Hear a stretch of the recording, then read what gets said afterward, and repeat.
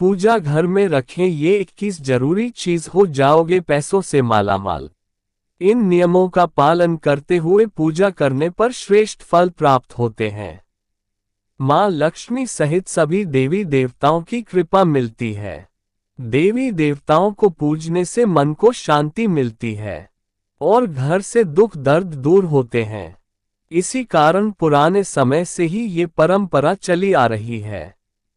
कहते हैं कि जब कुछ समझ में ना आए तो सब भगवान पर छोड़ देना चाहिए, वो सब अच्छा ही करते हैं।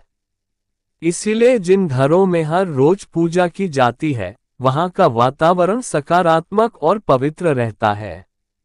दरिद्रता दूर रहती है। दीपक और अगरबत्ती के धुएं से स्वास्थ्य लाभ होता है। इससे नुकसान पहुंचाने वाले सूक्ष्म कीटाणु मर जाते हैं। शास्त्रों के अनुसार पूजन के लिए कई आवश्यक नियम बताए गए हैं। इन नियमों का पालन करते हुए पूजा करने पर श्रेष्ठ फल प्राप्त होते हैं। अगर चाहते हैं कि माता लक्ष्मी की कृपा आप पर बनी रहे तो वीडियो को अंत तक देखें तथा कमेंट बॉक्स में जय माता लक्ष्मी जरूर लिखें और वीडियो को एक लाइक करके चैनल को सब्सक्राइब कर ले। 1. किसी भी भगवान के पूजन में उनका आवाहन करना या आमंत्रित करना, ध्यान करना, आसन देना, स्नान करवाना, धूप दीप जलाना, अक्षत, कुमकुम, चंदन, पुष्प, प्रसाद आदि अनिवार्य रूप से होना चाहिए। ये सभी चीजें बहुत जरूरी है पूजा करने के लिए। 2. पूजन में पान का पत्ता भी रखना चाहिए। ध्यान रखें, पान के पत्ते के साथ इलायची, लौंग, गुलकंद आदि भी चढ़ाना चाहिए। पूरा बना हुआ पान चढ़ाएंगे तो श्रेष्ठ रहेगा। 3. देवी देवताओं को हार या फूल, पत्तियां आदि अर्पित करने से पहले एक बार साफ पानी से अवश्य धो लेना चाहिए। 4. सभी प्रकार की पूजा में चावल विशेष रूप से चढ़ाए जाते हैं। पूजन के लिए ऐसे चावल का उपयोग करना चाहिए जो अखंडित हो यानी टूटे हुए ना हो। चावल चढ़ाने से पहले इन्हें हल्दी से पीला करना बहुत शुभ माना गया है। इसके लिए थोड़े से पानी में हल्दी घोल लें और उस घोल में चावल को डुबोकर पीला कर दे फिर चढ़ाए। 5. पूजन कर्म में इस बात का विशेष ध्यान रखें कि पूजा के बीच में दीपक बुझना नहीं चाहिए। अगर दीपक बुझ जाए तो ऐसा होने पर पूजा का पूर्ण फल प्राप्त नहीं हो पाता है। 6. भगवान विष्णु को प्रसन्न करने के लिए पीले रंग का रेशमी कपड़ा चढ़ाना चाहिए। माता दुर्गा, सूर्यदेव व श्री गणेश को प्रसन्न करने के लिए लाल रंग का, भगवान शिव को प्रसन्न करने के लिए सफेद वस्त्र अर्पित करना चाहिए। 7. किसी भी प्रकार के पूजन में कुल देवता, कुल देवी, घर के वास्तु देवता, ग्राम देवता आदि का ध्यान करना भी आवश्यक है। इन सभी का पूजन भी करना चाहिए। 8. पूजन में हम जिस आसन पर बैठते हैं उसे पैरों से इधर उधर खिसकाना नहीं चाहिए। आसन को हाथों से ही खिसकाना चाहिए। यदि आप प्रतिदिन घी का एक दीपक भी घर में जलाएंगे तो घर के कई वास्तु दोष भी दूर हो जाएंगे। 9. सूर्य, गणेश, दुर्गा, शिव और विष्णु ये पंचदेव कहलाते हैं। इनकी पूजा सभी कार्यों में अनिवार्य रूप से की जानी चाहिए। प्रतिदिन पूजन करते समय इन पंचदेव का ध्यान करना चाहिए। इससे मां लक्ष्मी की कृपा और समृद्धि प्राप्त होती है। 10. तुलसी के पत्तों को 11 दिनों तक बासी नहीं माना जाता है। इसकी पत्तियों पर हर रोज जल छिड़ककर पुनः भगवान को अर्पित किया जा सकता है। दीपक हमेशा भगवान की प्रतिमा के ठीक सामने लगाना चाहिए। कभी कभी भगवान की प्रतिमा के सामने दीपक न लगाकर इधर उधर लगा दिया जाता है, जबकि यह सही नहीं है।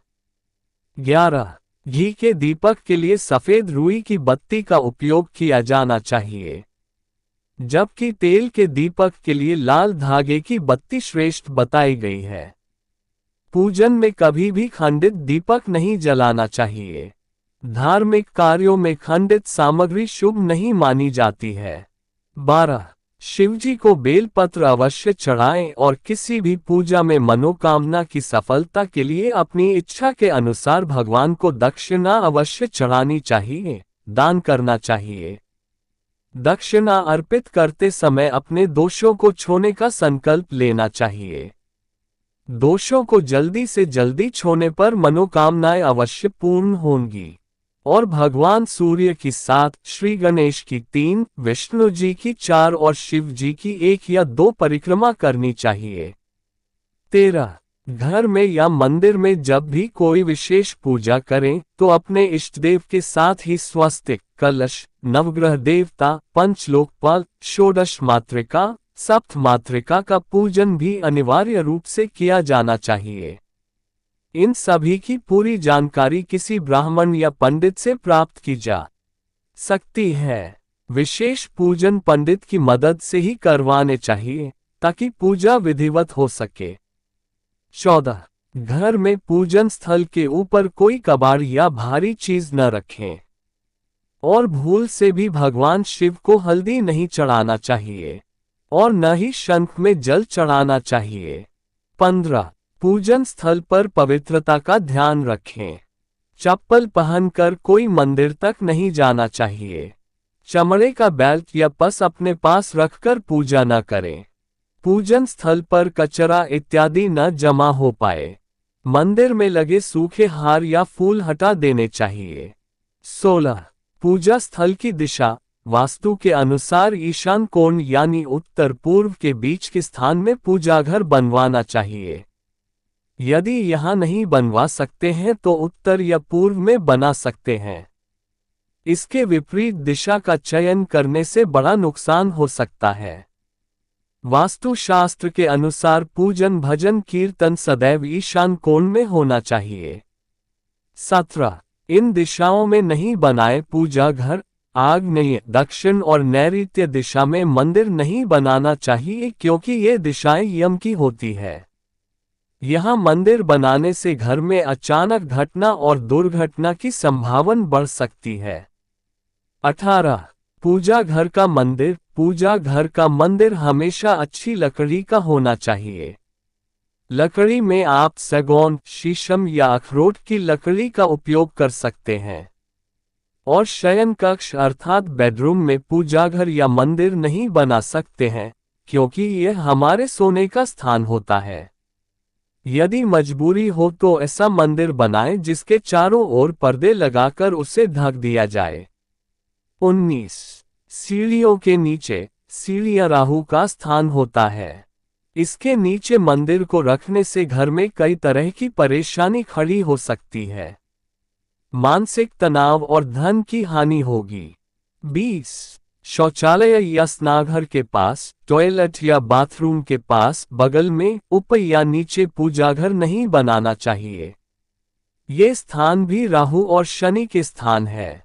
वास्तु के अनुसार इससे जीवन में कई तरह के कष्ट झेलना पड़ सकते हैं। कई घरों में तलघर होता है या कार पार्क करने का स्थान होता है जहां पर शनि और राहु का प्रभाव रहता है। यहां पूजा घर बनाना अच्छा नहीं है। 21. पूजा घर में ये न रखें खंडित मूर्ति, विषम संख्या में मूर्ति, रौद्र रूप की तस्वीर, एक से ज्यादा शंख, कटी फटी धार्मिक पुस्तकें, माचिस, निर्मालित टूटे हुए चावल, पूर्वजों की तस्वीर, साधु संतों के चित्र या मूर्ति न रखें। इसी के साथ ही पूजा घर में 2 शिवलिंग, 3 गणेश, 2 शंख, 2 सूर्य, 3 दुर्गा मूर्ति, 2 गोमती चक्र और 2 शालिग्राम नहीं रखना चाहिए। ऐसा करने से गृहस्थ मनुष्य को अशांति होती है। इसी के साथ ही माता काली, शनिदेव और भैरव जी की मूर्ति भी नहीं रखते हैं। माता लक्ष्मी की खड़ी हुई मूर्ति भी नहीं रखना चाहिए।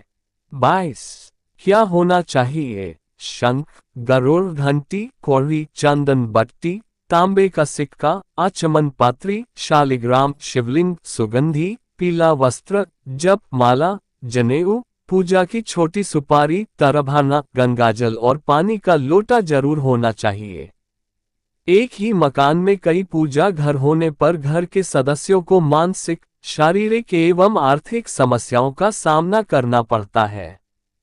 दोस्तों, आपको यह वीडियो कैसी लगी कमेंट करके जरूर बताएं। इसी तरह के वीडियो के लिए हमारे चैनल को subscribe, like, comment and share. धन्यवाद।